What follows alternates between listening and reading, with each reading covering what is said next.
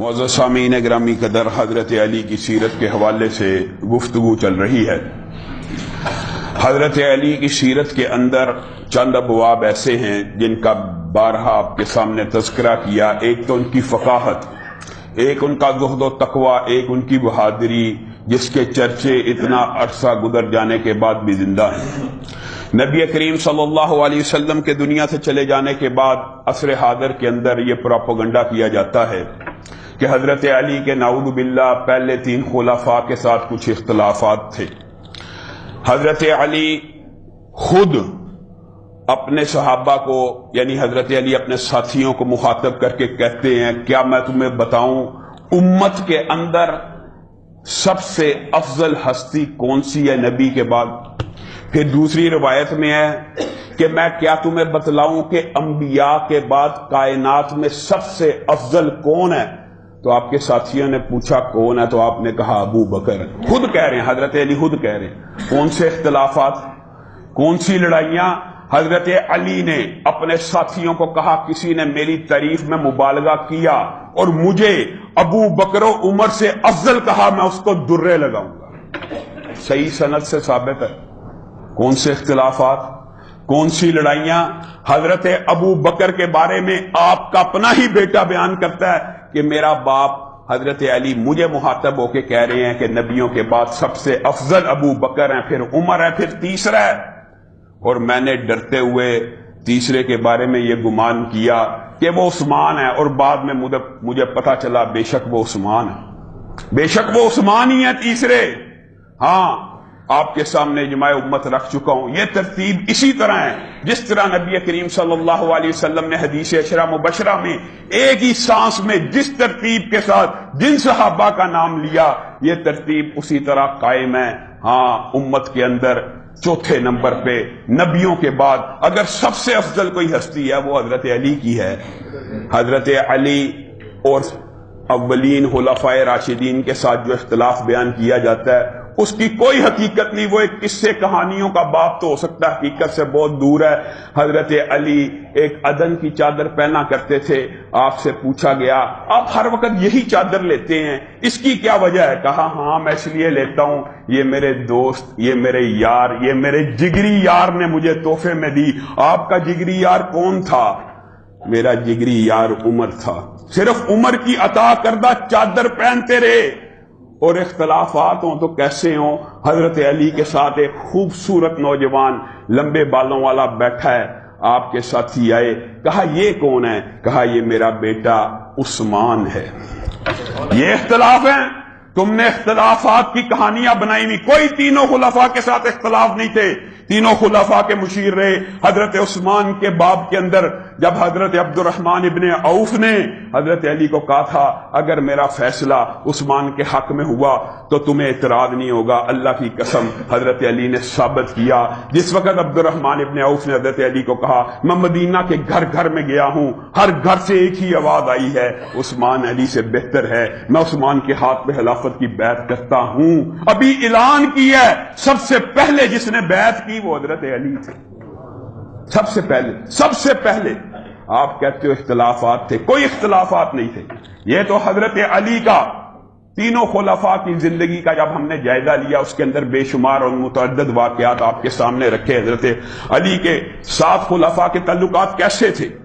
اب حضرت علی کی ذاتی زندگی کے حوالے سے ایک باب بہت اہم ہے، اور وہ باب جس کے بارے میں نے ابھی کلام حمید کی آیت پڑھی ہے، قُلْ هَلْ نُنَبِّئُكُمْ بِالْأَخْسَرِينَ أَعْمَالًا الَّذِينَ ضَلَّ سَعْيُهُمْ فِي الْحَيَاةِ الدُّنْيَا وَهُمْ يَحْسَبُونَ أَنَّهُمْ يُحْسِنُونَ صُنْعًا۔ میرے بھائیو، قرآن کی ایک آیت بھی انسان کو سمجھ آ جائے، حقیقت بات یہ ہے کہ انسان کی زندگی بدل سکتی ہے۔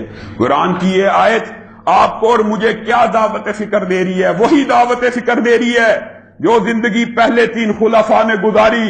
علی بھی اسی زندگی کے اوپر کاربند رہے، بلکہ اگر حضرت علی کی سیرت کا مطالعہ کیا جائے ایسا لگتا ہے بعض واقعات میں اتنی مماثلت ہے حضرت عمر کی سیرت کے ساتھ کہ انسان چونک جاتا ہے میں عمر کی سیرت پڑھ رہا ہوں کہ علی کی سیرت پڑھ رہا ہوں۔ اور حضرت علی اس آیت کو امت کے سامنے کس طرح رکھتے ہیں؟ میرے بھائیو، اس آیت کا ترجمہ پتہ کیا؟ قُلْ هَلْ نُنَبِّئُكُمْ بِالْأَخْسَرِينَ أَعْمَالًا کیا میں تمہیں خبر نہ دوں کہ سب سے گھاٹے کا عمل اس دنیا میں کرنے والا کون سا ہے؟ الذین ضل سعیہم فی الحیات الدنیا، وہ گھاٹے کا سودا کرنے والے اور خسارے کا عمل کرنے والے پتہ کون سے ہیں؟ میں اور آپ ہیں۔ کیا مطلب؟ صبح اٹھے، گھر سے نکلے، دنیا کے پیچھے باغ دوڑ کی، واپس آئے، دنیا کی باغ دوڑ ختم کی، دنیا ہی میں مشغول ہو گئے۔ بیوی بچے دنیا کا مال ہے، مال دنیا کا ہے، بیوی بچے اولاد گھر بار یہ سارے اموال دنیا کے ہیں۔ صبح اٹھا رزق کمانے کے لیے، شام کو گھر آیا بیوی بچوں میں ان کے ساتھ مگن ہوا۔ پورے دن کا اگر خلاصہ اور جائزہ لیا جائے، پوری زندگی کا جائزہ لیں، آپ میں اور مجھ میں کتنے ایسے ہیں؟ میں کہتا ہوں یقیناً 90% لوگ ضرور ایسے ہوں گے جو ہر روز صبح اٹھتے ہیں، دنیا کے پیچھے بھاگتے ہیں، گھر آتے ہیں، پھر دنیا کے پیچھے بھاگتے ہیں، سو جاتے ہیں، پھر اٹھتے ہیں، پھر دنیا کے پیچھے بھاگتے ہیں، پھر شام آ جاتی ہے، پوری زندگی اسی طرح گزر جاتی ہے کہ دنیا کے پیچھے بھاگتے بھاگتے بھاگتے بھاگتے زندگی تمام ہو گئی۔ اور جب ان سے کہا جاتا ہے یہ تم کیا کر رہے ہو، تو وہ کہہ رہے ہیں ہم بڑا اچھا کام کر رہے ہیں، ہم اپنے بیوی بچوں کو پال رہے ہیں۔ اور میرے بھائیوں، بیوی بچوں کو پالنا ثواب کی بات ہے، لیکن اگر ایک انسان اپنی پوری زندگی اسی نظریے اور نقطے کے ساتھ ہی گزار دے کہ صرف بیوی بچوں کو پالنا ہی اصل زندگی ہے، صرف اولاد کو پالنا یا اولاد کی شادی کر دینا یا ان کے بیاہ اچھی جگہ کر دینا، ان کا جہیز تیار کر لینا بیٹیوں کا، یہی زندگی کا مقصد ہے، تو اللہ کی قسم قرآن پاک میں ان لوگوں کے بارے میں یہ ہے کہ انہوں نے خسارے کا سودا کیا اور یہ سمجھتے رہے کہ ہم نے بڑا اچھا سودا کیا۔ یہ گھاٹے کا سودا ہے۔ زندگی کا اصل مقصد بیوی بچوں کو پالنا بھی ہے، لیکن اصل اور حقیقی مقصد اپنے رب کو راضی کرنا ہے، اپنے رب کو راضی کرنا ہے، اس کی ابد ہا ابد اور ارب ہا ارب سالہ زندگی کے اندر اطمینان اور سکون کو حاصل کرنا ہے۔ اتنے عمل کرو اس دنیا کے اندر۔ آپ اپنے بیوی بچوں کا پیٹ پالنے کے لیے، میں اور آپ صبح سے لے کے شام تک محنت کرتے ہیں، کتنی زندگی گزارنے کے لیے؟ 30 برس۔ باقی کتنی رہ گئی ہے؟ کسی کی 40، کسی کی 50، زیادہ سے زیادہ کسی کی 60 برس عمر باقی ہوگی۔ جتنے یہاں بیٹھے ہیں 70 برس سے زیادہ، شاید کوئی ایک انسان بھی آج 70 برس گزر جائیں تو اس مسجد میں بیٹھا ہوا شاید ہی کوئی زندہ ہو۔ اس 70 برس کے لیے اتنی سٹرگل، اتنی محنت، 8 گھنٹے نہیں، 9 گھنٹے نہیں، میں اوور ٹائم لگاتا ہوں، میں 12 گھنٹے کرتا ہوں اس دنیا کے لیے، صرف 60-70 برس کے لیے۔ بھائیوں کتنی آسان بات ہے۔ اگر 60-70 برس کے لیے تو اتنی سٹرگل اور محنت کرتا ہے تو ارب سال کی زندگی کے لیے تو نے دن میں 1 گھنٹہ بھی نہیں رکھا ہوا۔ ارب سال کی زندگی کے لیے تیری ایک دن کے 24 گھنٹوں کے اندر 2 گھنٹے بھی نہیں، اور جو 2 گھنٹے بھی اللہ کے لیے اس 24 گھنٹوں میں مختص کر دیتا ہے، اپنے آپ کو بہت بڑا عبادت گزار سمجھتا ہے کہ میں نے 5 کی 5 نمازیں مسجد میں پڑھی ہیں، انشاءاللہ اللہ قبول کرے گا، 24 گھنٹے کا اجر دے گا۔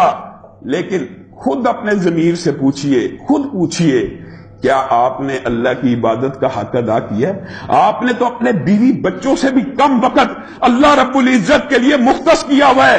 آپ نے تو اس دنیا کی زندگی کو گزارنے کے ساز و سامان کو اکٹھا کرنے کے لیے جتنا وقت مختص کیا ہوا ہے اس سے بھی کم اپنے رب کے لیے رکھا ہوا ہے، اور پھر جب تھوڑا سا بھی کر لیتے ہیں مطمئن ہو جاتے ہیں۔ بھائیو اللہ کی قسم اطمینان اس وقت نصیب ہوگا جب قبر سکون سے گزر جائے گی، حشر آرام سے کٹ جائے گا، لیکن قبر ہی کی زندگی کتنی طویل ہے۔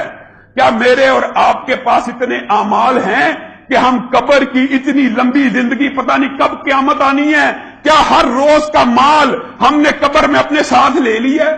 ہمیں آخرت کے مال کی کوئی فکر نہیں، ہمیں صرف دنیا کے مال کی فکر ہے۔ اور میرے بھائیوں اگر کسی بندے کا یہ عقیدہ ہے نا، یہ عقیدہ کہ صرف دنیا کے لیے اسٹرگل کرنی ہے اور دنیا کے لیے محنت کرنی ہے، فلا نقیم لہم یوم القیامت وزنا، اللہ کہہ رہا ہے اگر کوئی بندہ اس طرح زندگی گزارتا ہے جانوروں کی طرح کہ صرف اٹھا رزق کمایا سو گیا، اٹھا رزق کمایا سو گیا، اٹھا رزق کمایا سو گیا، اس طرح کی زندگی گزارنے والے کے بارے میں اللہ رب العزت کہتے ہیں ہم قیامت کے دن اس کے لیے میزان ہی قائم نہیں کریں گے، ہم میزان ہی قائم نہیں کریں گے۔ نیکیوں کو کیسے تولا جائے گا؟ میزان ہی قائم نہیں ہونا ہاں عقیدہ یہ ہونا چاہیے کہ اللہ بیوی بچوں کو پالنے کے لیے بھی محنت کر رہا ہوں، اگر 8 گھنٹے تو 3 4 5 گھنٹے تیرے لیے بھی وقف ہیں، تیرے دین کی تبلیغ کر رہا ہوں، تیری عبادت کر رہا ہوں، نماز پڑھ رہا ہوں، قرآن پڑھ رہا ہوں، ذکر کر رہا ہوں، اللہ کے لیے بھی وقت نکالنا چاہیے۔